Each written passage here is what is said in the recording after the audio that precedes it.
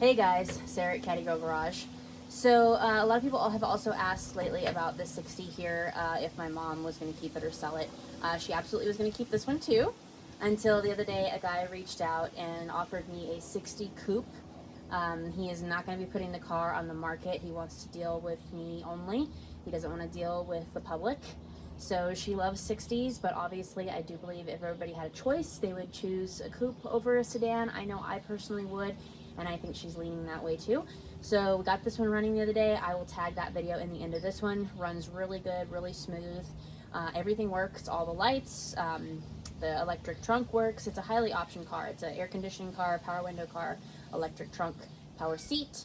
It's got it all. So, and also the thing that really drew me to this car to buy it was the color.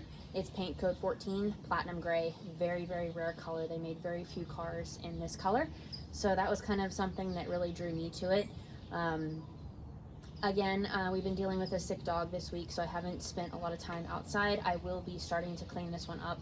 It needs some love and some detailing. My dad did a spot on the chrome the other day. You guys can probably see it here, this side versus this side, and it came out fantastic. The chrome is beautiful, the stainless is beautiful, all the glass is good.